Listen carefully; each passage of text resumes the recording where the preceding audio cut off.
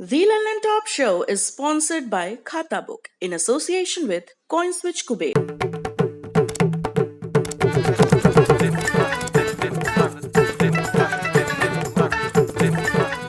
झंझट से मुक्ति, खाता बुक से दोस्ती। खाता बुक, बिजनेस हुआ इजी।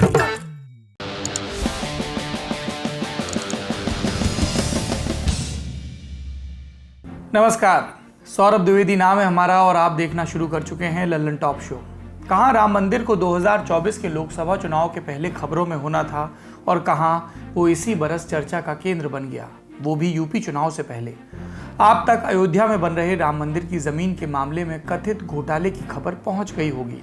मंदिर के लिए एक ऐसी जमीन खरीदी गई जो कुछ ही मिनटों पहले किसी और ने खरीदी थी और मिनटों में दाम का फर्क करोड़ों में पहुंच गया।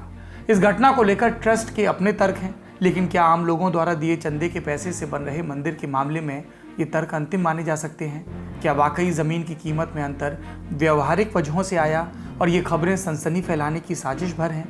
दिन की बड़ी खबर में इन सवालों को टटोलेंगे और इस सवाल को भी कि आखिर चिराग पासवान के हाथ क्या लगा। यूपी में एक पत्रकार की मौत पर पुलिस के यू टर्न की बात भी करेंगे। भाई साहब, बिटकॉइन में ट्रेड करने के लिए कम से कम कितने पैसे चाहिए? सिर्फ 100 रुपए में स्टार्ट कर सकते हो and takes only 5 minutes. CoinSwitch Kuber download करो और बिटकॉइन में ट्रेड करो। Fast, credible, flexible. ट्रेड कर बेफिक्र। वीडियो से अब सुर्खियों की तरफ चलते हैं। कोरोना संक्रमण के आंकड़े पिछले 24 घंटों के दौरान देश में कितने बढ़े? नए मामले आए 70,421, ठीक हुए 1,19,501 और मौत का आंकड़ा 3,921। 24 घंटे में 4,000 मौत का आंकड़ा हमें महामारी के सबसे विभत्स दौर की याद दिलाता है। लेकिन ऐसा नहीं कि ये सारी मौतें 13 जून के दिन ही हुई। देश भर में कोरोना से हुई मौतों का बैकलॉग डेटा लगातार सामने आ रहा है। टाइम्स ऑफ इंडिया में 14 जून 2021 को छपी अमित भट्टाचार्य की रिपोर्ट बताती है कि 7 से 13 जून तक के हफ्ते में 25,000 से ज़्यादा मौतें रिकॉर्ड में दर्ज की गई। इनमें से 12,573 यानी तकरीबन आधी मौतें बैकलॉग की थी, यानी वो मौतें जो कोरोना से हुई लेकिन उस समय रिकॉर्ड में दर्ज नहीं की गई। कोरोना से मौत की सही जानकारी का महत्व हम आपको पहले भी कई बार बता चुके हैं, लेकिन महाराष्ट्र जैसे चुनिंदा राज्य ही नियमित रूप से बैकलॉग डेटा को आंकड़ों में शामिल कर रहे हैं। बिहार में एक बड़े बैकलॉग को तब स्वीकार किया गया जब हाई कोर्ट ने मौतों की जानकारी हलफनामे में मांगी। वैसे अभी भी हम नहीं जानते कि क्या बिहार में या दूसरे राज्यों में अब कोई बैकलॉग बाकी नहीं रहा। उत्तराखंड और कर्नाटक जैसे कुछ राज्यों का मामला थोड़ा अलग है। इन राज्यों ने छोटी छोटी संख्या में बैकलॉग मौतों को रिकॉर्ड का हिस्सा बनाया, लेकिन अब भी ज़्यादातर राज्यों ने आंकड़ों में सुधार की कवायद शुरू करना तो दूर स्वीकार भी नहीं किया कि किसी तरह का बैकलॉग है या आंकड़ों की अंडर रिपोर्टिंग हुई है। केंद्र से लेकर राज्य की सरकारें जब तक इस सवाल से कतराती रहेंगी तब तक हम इस मुद्दे को नियमित रूप से उठाते रहेंगे। दूसरी सुर्खी जुड़ी है बिहार में लोक जनशक्ति पार्टी की टूट की खबरों से, लेकिन बिना बैकग्राउंड के ना तो आपको मजा आएगा ना हमें। तो लीजिए रिकैप। 2020 के बिहार विधानसभा चुनाव के वक्त लोक जनशक्ति पार्टी और चिराग पासवान अंग्रेजी मुहावरे पंचिंग अबव वेट के बढ़िया उदाहरणों के रूप में सामने आए। चुनाव से पहले अपनी पार्टी को लेकर एनडीए से अलग हुए चिराग पासवान एक ही कंठ से नरेंद्र मोदी की तारीफ और नीतीश कुमार की बुराई करते रहे। जदयू की सीटों पर उम्मीदवार भी उतारे। टिप्पणीकारों ने कहा कि चिराग नीतीश कुमार का वर्तमान खराब करके अपना भविष्य संवारना चाहते हैं। अभी जेडीयू को खा पाए तो फिर आराम से बीजेपी के बरगद के नीचे पनपते रहेंगे। लेकिन अपेक्षित नतीजे आए नहीं, कम से कम चिराग पासवान के लिए। जेडीयू की 2 दर्जन से ज़्यादा सीटें कम हो गई, लेकिन दुनिया भर के दावे एक सांस में करने वाले चिराग की पार्टी से सिर्फ एक कैंडिडेट जीत सका। पार्टी की इतनी बुरी हालत पहले कभी नहीं हुई थी। चुनाव के वक्त न्यूज़ मेकर रहे चिराग नतीजों के साथ ही खबरों से बाहर हो गए और जो रामविलास पासवान किसी कैबिनेट से बाहर न रहने के लिए जाने जाते थे, उनके बेटे और राजनीतिक वारिस किसी भी बार्गेनिंग पावर के अभाव में राज्य मंत्री तक नहीं बनाए गए। हालांकि तब से अभी तक कैबिनेट में विस्तार भी नहीं हुआ है। और जिस लोजपा में बिहार भर से टिकटार्थी और दूसरे नेता शामिल हुए थे, उसके नेता रोज पार्टी छोड़ने लगे। फरवरी 2021 में चिराग की पार्टी के इकलौते जो एमएलसी थी नूतन सिंह, वो अपने पति की पार्टी भाजपा में शामिल हो गई।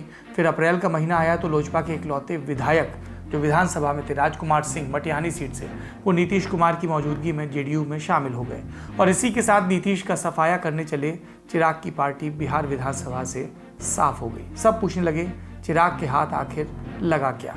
और यही सवाल अब फिर पूछा जा रहा है, क्योंकि इस बार सिर्फ लोजपा में टूट की ही खबरें नहीं आई। अब चिराग के नेतृत्व को खुली चुनौती मिली उनके अपने घर से। लोक जनशक्ति पार्टी के पास 17वीं लोकसभा में चिराग को मिलाकर 6 सांसद हैं। इनमें से 5 ने मिलकर चिराग को सदन में पार्टी का नेता मानने से इनकार कर दिया। इस बगावत का नेतृत्व खुद चिराग के चाचा पशुपति पारस कर रहे हैं। इस बाबत एक पत्र लोकसभा अध्यक्ष ओम बिड़ला को सौंपा गया है और खत में सांसदों ने पशुपति पारस को सदन में पार्टी का नेता बनाने की बात कही है। और मजे की बात यह है कि इन 5 सांसदों ने नीतीश कुमार में ही भरोसा भी जता दिया। पारस ने प्रेस को भेजे अपने बयान में कहा कि रामविलास पासवान यही चाहते थे कि लोजपा केंद्र और बिहार में एनडीए का हिस्सा बने। टिप्पणीकार कह रहे हैं कि चिराग पासवान ने जितना बैर नीतीश कुमार और जेडीयू से ले लिया था, उसके बाद ये संभव नहीं लग रहा था कि एनडीए के छत्र के नीचे दोनों पार्टियां एक साथ बैठ पाएं। लोजपा को लेकर जेडीयू ने अपनी नाराजगी कभी नहीं छिपाई और अब जब केंद्र में मंत्रिमंडल विस्तार की अटकलें लग रही हैं, पशुपति पारस और लोजपा के बाकी नेता नहीं चाहते कि उनकी तरफ आने वाली कृपा सिर्फ इसलिए रुक जाए क्योंकि उन्होंने समय रहते चिराग से किनारा नहीं किया। क्योंकि नीतीश खुद भाजपा में ऐसे नेता हैं जिन्हें लगता है कि बिहार विधानसभा चुनाव में चिराग ने सीमाएं लांघकर ठीक नहीं किया। सभी लोगों की इच्छा थी कि हम 2014 में एनडीए गठबंधन के पार्ट बने और इस बार के भी विधानसभा चुनाव में हम एनडीए गठबंधन के पार्ट बने रहे। बिहार में एनडीए गठबंधन कमजोर हुआ और लोक जनशक्ति पार्टी बिल्कुल समाप्ति के कगार पर चला गया। हमारे दल में 6 विधायक 6 सांसद हम लोग हैं। 5 सांसद की इच्छा थी 6 महीना से कि हमारी पार्टी का अस्तित्व खत्म हो रहा है, ये पार्टी को अब बचा लीजिए। तो मैं पार्टी तोड़ा नहीं हूँ, मैं पार्टी को बचाया हूँ। राताराती एक बैग कुछ नहीं हो जाता। इसमें कहीं ना कहीं से एक 3, 4, 5, 10 इश्यूज होंगे। सबके अलग अलग 5 सांसद हैं और ये एक कल्मिनेशन हुआ ऑफ मेनी इश्यूज के कल रात में जो हुआ। तो मेरे हिसाब से तो मेरे अपने पर्सनली तो मेरा तो खाली बिहार चुनाव में जो हम लोगों ने राय दिया था कि इस तरह से एनडीए में रह करके जदयू का खिलाफत करना और ख़ास करके मुख्यमंत्री का बहुत ही क्या बोलते हैं स्ट्राइडेंट ऑपोजिशन उनको अपोज करना, ये गलत स्ट्रैटेजी था। मेरा तो मेन डिफरेंस वही था। उसके अलावा लैक ऑफ कम्युनिकेशन तो था और ख़ास करके कोरोना लेकर के तो मिलना जुलना हुआ ही नहीं 1-1.5 साल में, सिवाय एक आध बार के वो भी मीटिंग में मुलाकात हुई।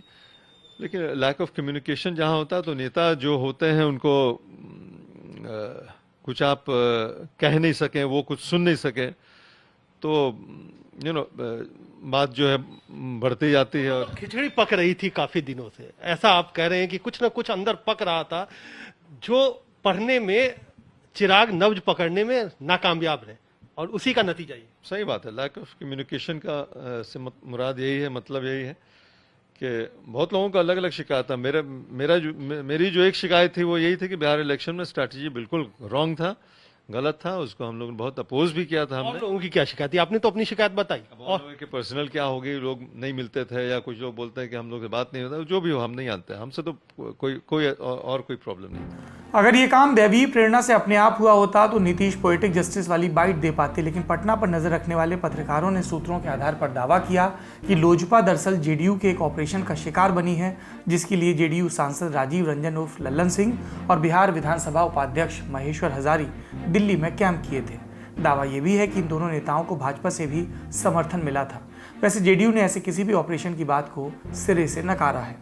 इसमें जेडीयू की कोई भूमिका नहीं है। इसमें जेडीयू को जो लोग ये सब बात कहते हैं वो गलत कहते हैं। जेडीयू की इसमें कोई भूमिका नहीं है। इसमें तो जो उनके सांसद हैं उनकी भूमिका है। जेडीयू की इसमें क्या भूमिका हो सकती है?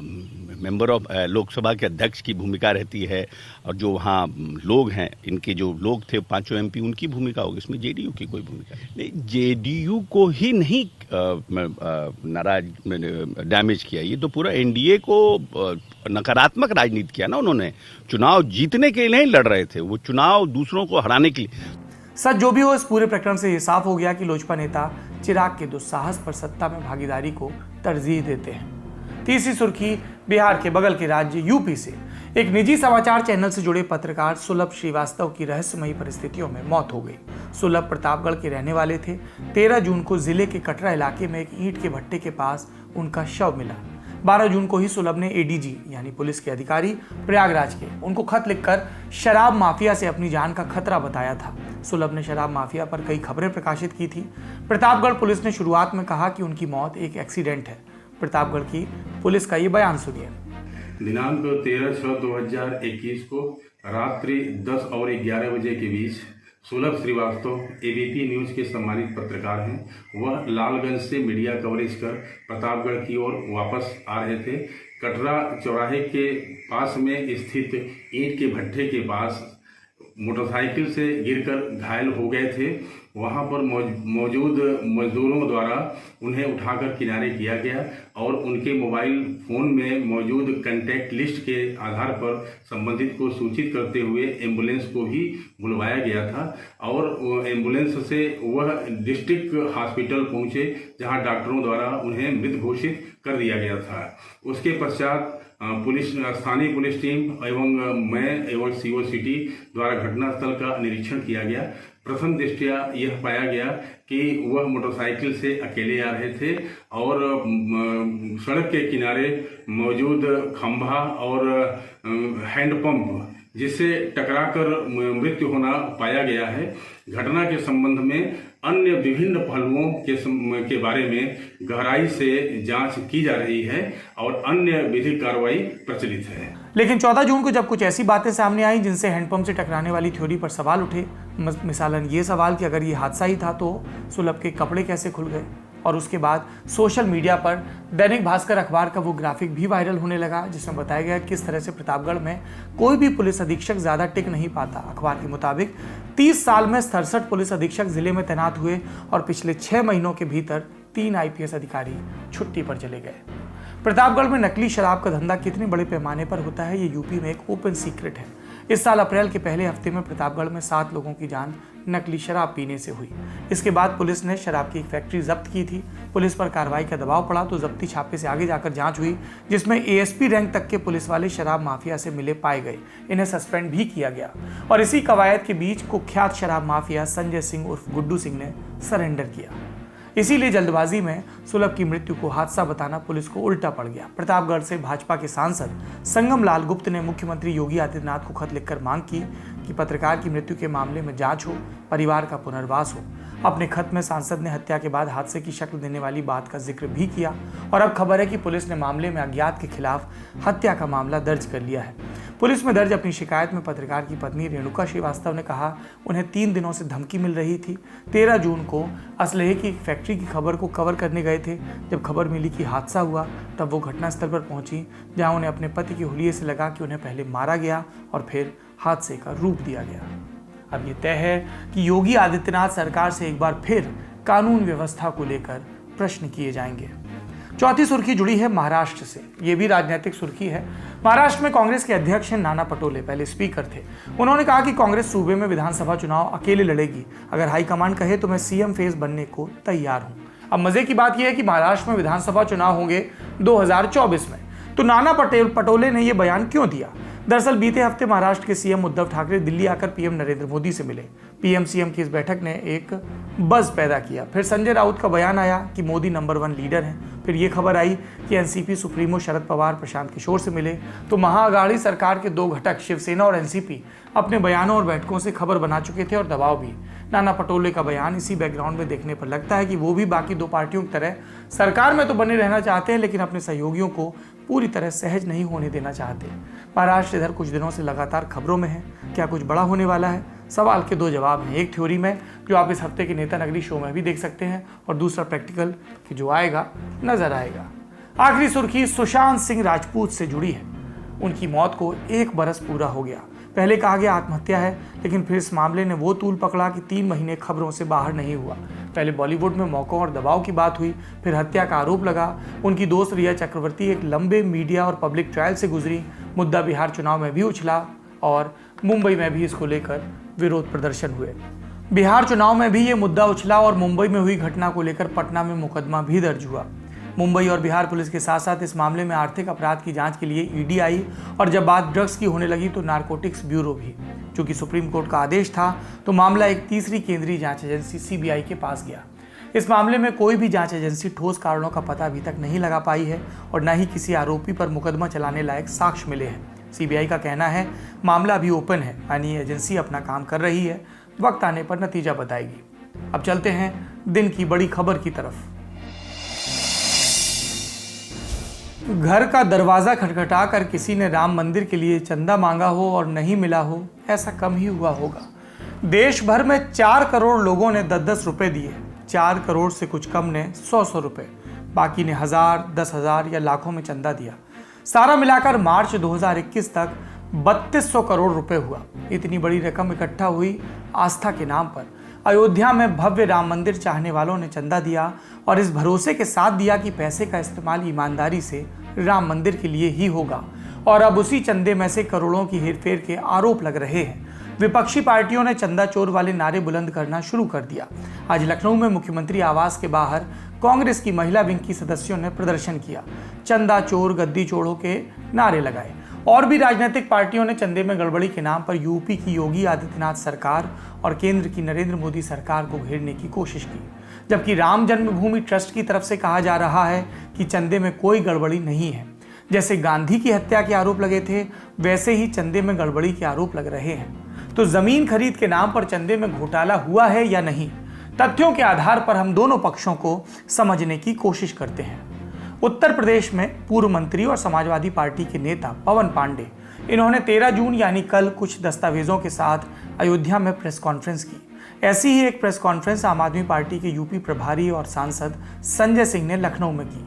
दोनों नेताओं ने आरोप लगाया कि राम मंदिर ट्रस्ट ने 2 करोड़ की जमीन 18.5 करोड़ रुपए में खरीदी और यहीं से गड़बड़ी वाली बात बाहर आई। अब इन आरोपों और दस्तावेजों के आधार पर पूरी कहानी समझते हैं। अयोध्या सदर तहसील के तहत बाग बिजैसी नाम का गांव आता है। राम जन्मभूमि से ये गांव कई किलोमीटर दूर है। इसी गांव में 12,080 वर्ग मीटर यानी करीब 1.2 हेक्टेयर जमीन का टुकड़ा है।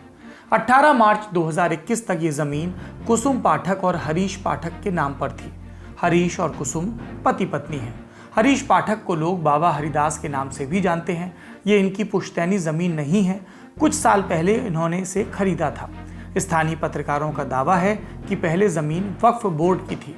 वक्फ के किसी सदस्य ने जमीन अपने बेटे के नाम करा दी तो विवाद हुआ, जिसके बाद हरीश पाठक ने यह जमीन खरीद ली। इस बात के पुख्ता प्रमाण जुटाने की कोशिश फिलहाल जारी है। हरीश पाठक से संपर्क करने की कोशिश की गई, लेकिन वो अभी उपलब्ध नहीं है। अब 18 मार्च को इस जमीन का बैनामा बनाया गया। बैनामा को प्रॉपर्टी बेचने का दस्तावेज कह सकते हैं। सुल्तान अंसारी और रवि मोहन तिवारी के नाम ये जमीन ट्रांसफर हुई। ये दोनों कौन हैं? अयोध्या में प्रॉपर्टी खरीदने बेचने का काम करते हैं। बैनामे का वक्त 18 मार्च को शाम 7:10 दर्ज है और इस खरीद में 2 गवाहों के नाम भी लिखे हैं दस्तखत के साथ, अनिल मिश्र और ऋषिकेश उपाध्याय। अनिल मिश्र राम जन्मभूमि ट्रस्ट के सदस्य हैं और ऋषिकेश उपाध्याय भाजपा के नेता और अयोध्या फैजाबाद के मेयर। बैनामा वाले दस्तावेजों में सर्कल रेट के हिसाब से जमीन का बाजार भाव 5,79,84,000 है, लेकिन विक्रय मूल्य लिखा है 2 करोड़ रुपए। अब एक और दस्तावेज की बात, इस पर लिखा है इकरारनामा बाकब्जा। इसके मुताबिक सुल्तान अंसारी और रविमोहन तिवारी का चंपत राय के साथ करार हुआ, जिसमें जमीन की तयशुदा रकम है 18 करोड़ 50 लाख। हालांकि जमीन का बाजार भाव इस दस्तावेज पर भी 5 करोड़ 79 लाख ही लिखा है। सुल्तान अंसारी और रविमोहन तिवारी के नाम जमीन होने के 5 मिनट बाद ही चंपत राय से ये करार हो गया। और चंपत राय कौन है? श्री राम जन्मभूमि तीर्थ क्षेत्र ट्रस्ट के महासचिव। राम जन्मभूमि ट्रस्ट के नाम पर चंपत राय ने जमीन खरीदने का एग्रीमेंट किया और इसके साथ ही सुल्तान अंसारी और रविमोहन तिवारी के खातों में 17 करोड़ 30 लाख रुपए बैंक ट्रांसफर के आरटीजीएस मोड से भेज दिए गए। आरटीजीएस यानी real time gross settlement. Bank से तुरंत बड़ी रकम भेजने के लिए ये तरीका काम में लिया जाता है। अब विपक्षी आज सवाल पूछ रहे हैं कि जो जमीन 7:10 पर 2 करोड़ में बिकती है, उसको 5 मिनट बाद ही चंपत राय 18.5 करोड़ में कैसे खरीदते हैं? और सवाल विपक्षियों के पूछने भर का नहीं है। हमारे सामने दस्तावेज मौजूद हैं जिनकी सत्यता पर फिलहाल कोई प्रश्न नहीं उठाया गया। तो बहुत ही लाजिम सा सवाल है कि भाई 2 करोड़ वाली जमीन 18.5 करोड़ में क्यों खरीदी गई? इस बारे में कल सवाल पूछा गया राम मंदिर ट्रस्ट के महासचिव चंपत राय से। वो बोले, आरोपों का क्या? आरोप तो हमारे ऊपर महात्मा गांधी की हत्या का भी लगा। सुनिए। मैं ट्रस्ट की मीटिंग की चर्चा कर रहा हूं, इससे अलावा यहाँ कोई अर्थ है ही नहीं विषय मेरे सामने। मंदिर के निर्माण में एक आरोप लग रहा है, लखनऊ से लेकर यहाँ तक हमको आरोप लगते ही रहते हैं। मैं 100 साल से आरोप ही देख रहे हैं हम लोग। हम पर महात्मा गांधी की हत्या के आरोप लगे, आरोप से हम चिंता नहीं करते। आप भी चिंता मत करिए, आप खूब लगाइए। You are yes, I accept, I ready, you also, you do it. आप अपना काम करिए, हम अपना काम करेंगे। ट्रस्ट का कुछ कहना है इस बारे में? नहीं कहना, अभी स्टडी करेंगे। मीटिंग के बारे में आपको सुनना है तो ठीक, नहीं तो I am going. Champat Rai को लगा होगा कि शायद सवाल पूछने वाले पत्रकारों को झिड़की देने से बात दब जाएगी, लेकिन ये दबने लायक होती तो आज लल्लन टॉप शो की लीड कुछ और होती। इसीलिए देर रात को चंपत राय की तरफ से एक बयान जारी हुआ। इस बयान में लिखा कि मंदिर के पास के लोगों को पुनर्वास के लिए जमीन दी जाएगी, जिसके लिए जमीन की खरीद की जा रही है। आगे लिखा कि सुप्रीम कोर्ट का फैसला आने के बाद देश के असंख्य लोग अयोध्या में जमीन खरीद रहे हैं। यूपी सरकार भी जमीन अधिग्रहण कर रही है, इसलिए जमीनों के दाम एकाएक बढ़ गए। और जिस भूखंड पर अखबारी चर्चा चलाई जा रही है वो भूखंड रेलवे स्टेशन के पास बहुत प्रमुख स्थान है। बयान में आगे लिखा है कि उक्त जमीन को खरीदने के लिए वर्तमान विक्रेता गणों ने वर्षों पूर्व जिस मूल्य पर रजिस्टर्ड अनुबंध किया था, उस भूमि को उन्होंने 18 मार्च 2021 को उसका बैनामा करवाया, जिसके बाद ट्रस्ट के साथ अनुबंध हुआ। आखिरी लाइन में लिखा है, राजनीतिक लोग भ्रामक प्रचार कर रहे हैं और ये राजनीतिक विद्वेष है। कुल मिलाकर चंपत राय अपने डिफेंस में कह रहे हैं कि 2 करोड़ में जमीन का सौदा बहुत पहले हुआ था। 18 मार्च को तो बस उसका बैनामा हुआ था और बैनामा होने के बाद ट्रस्ट ने जमीन खरीदने का एग्रीमेंट किया। बयान से जाहिर है कि सारी डील चंपत राय के संज्ञान में थी, यानी ऐसा कुछ नहीं हुआ जो उन्हें मालूम ना हो। अब अपने बचाव में दिए उनके तर्क की बात करते हैं। ये बिल्कुल मुमकिन है कि किसी जमीन को खरीदने का एग्रीमेंट पहले हुआ हो और बैनामा बाद में। जैसे राम मंदिर ट्रस्ट ने अभी बैनामा नहीं कराया है, जमीन खरीदने का एग्रीमेंट हुआ। एग्रीमेंट यानी दोनों पक्षों में क्या और कितने का सौदा हुआ, ये स्टैम्प पेपर पर लिख दिया जाता है। एग्रीमेंट से जमीन का मालिकाना हक ट्रांसफर नहीं होता, उसके लिए फिर बैनामा होता है। तो अगर 18 मार्च को सिर्फ बैनामा हुआ तो फिर एग्रीमेंट कहाँ है? पुराना एग्रीमेंट सामने आता तो चंपत राय की बेगुनाही साबित होती, लेकिन ऐसा हुआ नहीं। इसके बजाय जमीन के जो असली मालिक हैं हरीश पाठक, वो गायब हैं। उनसे खरीदकर ट्रस्ट को बेचने वाले सुल्तान अंसारी और रवि मोहन तिवारी भी अंडरग्राउंड हो गए, कोई उनका अता पता नहीं है। दूसरा बड़ा सवाल, हरीश पाठक से सुल्तान अंसारी और रवि मोहन तिवारी नाम के प्रॉपर्टी डीलर्स ने जमीन खरीदी। इसमें गवाह है अनिल मिश्र, जो राम मंदिर ट्रस्ट के सदस्य हैं। इसकी वजह ना तो समझ में आती है और न ट्रस्ट की तरफ से बताई गई। अनिल मिश्र का नाम पहले भी विवादों में रहा है। वो गोंडा जिले के होम्योपैथिक चिकित्सा अधिकारी रहे। इसके अलावा Uttar Pradesh homeopathic medicine board Lucknow के रजिस्ट्रार भी। 31 अगस्त 2020 को वो रिटायर हुए। उन पर आरोप लगा कि होम्योपैथी फार्मेसी कॉलेज खोलने वालों को मान्यता देने के नाम पर वो उगाही करते थे, ऐसे इल्जाम।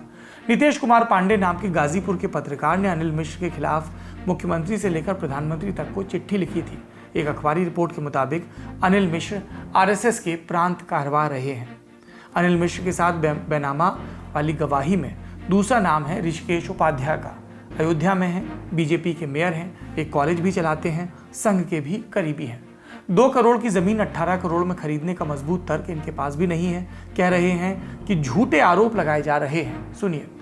देखिए, श्री राम जन्मभूमि मंदिर के निर्माण में, परकोटा के निर्माण में, उसके रिटर्निंग वॉल के में जो विस्तार हो रहा है, कुछ मंदिर और मकान वहाँ, ये उनको, चूँकि अब आज की डेट में अयोध्या कोई छोड़ के जाना नहीं चाहता, तो उनकी सहमति पर उनको पास एरिया में ज़मीन देने तो इसलिए ट्रस्ट किया। मैं तो मेयर के नाते कई मंदिरों में भी विटनेस किया हूँ, उसमें भी किया हूँ। ट्रस्ट ने प्रेस रिलीज जारी कर दिया है और जो भी आज लगता है वो और भी क्लियर कर देंगे। उनकी बातें जो भी हों राजनीति से प्रेरित हों, राजनैतिक लोग हैं, वो अगले पिछले कुछ दिनों से जातिवादी नाम लेकर शोभनान, मैंने कि एक अच्छे राजनीतिक का एक गुण भी नहीं है, तो वो कर रहे हैं। वो सारा दूध का दूध पानी का पानी ट्रस्ट बताएगा, बता भी दिया है, उसको क्लियर भी करेगा। बाकी जिन लोगों ने दिया ले, मैं तो केवल विटनेस हूँ उसमें। आप सर जैसा कि दिखा रहा है कि हर सेकंड के हिसाब से 5 लाख रुपए बढ़ा, ऐसा आरोप उन्होंने लगाया है, तो क्या मतलब आप इत्तेफाक रखते हैं इस चीज? ट्रस्ट ने आपको प्रेस रिलीज जारी किया है ना कि उसकी वर्षों पुरानी अनुबंध की जमीन थी, वर्षों मने हो सकता है 5 साल 7 साल 10 साल, वो क्लियर होगा, पेपर मिलेगा, दूध का दूध पानी का पानी होगा। उनको तो बस ये इतना कह सकते हैं कि राजनीति से प्रेरित कौन लोग आरोप लगाए हैं, आप स्वयं बताएं कि आम आदमी पार्टी और समाजवादी पार्टी। तो ये पूर्णतः राजनैतिक है। भगवान रामलला के भव्य मंदिर का निर्माण चल रहा है, सबको दिक्कत है और इसमें राजनीति के अलावा कुछ नहीं। उपाध्याय जी, इसमें ई स्टैम्प की बात चल रही, चंपत राय जी ने अपने प्रेस रिलीज में हालांकि बताया है कि ऑनलाइन सारा प्रोसीजर हुआ है, भले पेमेंट का हो या ई स्टैम्प का हो। पर एक सवाल यहाँ पर बनता है, जो स्टैम्प पेपर है जो सेकंड पार्टी का है उसका टाइमिंग जो है 5:21 दिखाता है, फर्स्ट पार्टी का 5:26, ऐसा कैसे? उसके और भी पेपर आपको मिलेंगे जब प्रेस होगा, क्लियर होगा कि क्या है उसमें पेपर। जब वर्षों पुरानी बात है, उसमें क्या अनुबंध है, क्या वो है, तो जो चीजें वो क्लियर हो जाएंगी, वो ट्रस्ट करेगा। आप जब जैसे गवाह बने थे तो आपके संज्ञान में सारी चीजें थी? नहीं, देखिए हम उनको पैसा ऑनलाइन ट्रांसफर, बैंक देखिए ट्रस्ट 1 रुपये भी कैश नहीं देता, ऑनलाइन RTGS के माध्यम से दिया है, तो उसमें चेक करने की कोई जरूरत नहीं, रुपया तो गिनना नहीं था। मैं उनके खाते में पैसा गया, मैंने विटनेस किया। ऋषिकेश उपाध्याय तो बचकर निकल जाएंगे, मेयर हैं और सिर्फ गवाह बने हैं, लेकिन घूम फिर कर बात आती है चंपत राय पर। चंपत राय को राम मंदिर की लड़ाई में पुराना सिपाही माना जाता है। यूपी के बिजनौर के रहने वाले हैं। 1980 में VHP में शामिल हुए, विश्व हिंदू परिषद में। राम मंदिर को लेकर VHP के आंदोलन में शामिल रहे। केस की सुनवाई के दौरान सुप्रीम कोर्ट में मुख्य पक्षकार थे। पिछले साल राम जन्मभूमि तीर्थ क्षेत्र ट्रस्ट के सदस्यों का ऐलान हुआ तो चंपत राय को महासचिव बनाया गया। अब चंपत राय के दामन पर इल्जाम लग रहे हैं, साबित उन्हें करना है कि वो पाक साफ है। पूरे विवाद को लेकर सवाल राज्य की योगी आदित्यनाथ सरकार और केंद्र की नरेंद्र मोदी सरकार से भी पूछे जा रहे हैं। इस मंदिर निर्माण कमेटी के प्रमुख हैं नृपेंद्र मिश्र, PMO में प्रधान सचिव रह चुके हैं, तो जाहिर है कि मंदिर निर्माण के काम की रिपोर्ट PM तक भी जाती होगी। केंद्र की सरकार से इस मामले पर अभी कोई बयान नहीं आया है। हालांकि उत्तर प्रदेश सरकार के मंत्रियों के बयान आ रहे हैं। केशव प्रसाद मौर्य, डिप्टी CM, उन्होंने क्या कहा, सुनिए। देखिए, जिनके हाथ राम भक्तों के खून से रंगे हैं वो सलाह न दें। अगर कोई किसी ने भी गड़बड़ किया होगा, ट्रस्ट उसकी जांच करेगा और जो दोषी होंगे उनके खिलाफ कार्रवाई होगी। और रामलला का भव्य मंदिर निर्माण का काम चल रहा है, भव्य मंदिर का निर्माण का कार्य होगा और सलाहकार न बने। जो साधु संत वहाँ पे मंदिर निर्माण जो ट्रस्ट है उसके साथ जुड़े हुए हैं और सबको विश्वास है कि कहीं अगर कोई गड़बड़ है उसकी जांच होगी। सवाल है कि क्या इस तरह के जवाबों से बीजेपी इस मुद्दे को दबा पाएगी। उत्तर प्रदेश में अगले साल चुनाव है। सार्वजनिक जीवन में सीधे न सही परोक्ष रूप से तो राम मंदिर भाजपा के CV में जोड़ा ही है। मंदिर के जिक्र के बिना यूपी का चुनाव पूरा नहीं होगा, तो जमीन सौदे में लग रहे आरोपों से यूपी का विपक्ष इस पिच पर अपने लिए पारी की संभावना ढूंढ रहा है।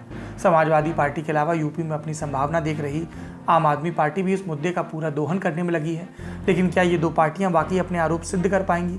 आम आदमी पार्टी CBI और ED जांच की मांग कर रही है, लेकिन ऐसा हो पाना फिलहाल दूर की कौड़ी लगता है। और फिर इन सबसे इतर भी एक पक्ष है उन करोड़ों लोगों का जिन्होंने अपने खून पसीने की कमाई से चंदा दिया। उनके प्रति सरकार और ट्रस्ट की जिम्मेदारी बनती है। उनका भरोसा बहाल करना भी अब इन्हीं दोनों का काम है। आज की ललन टॉप शो में इतना ही। अपना और अपनों का ख्याल रखिए। शुभ रात्रि।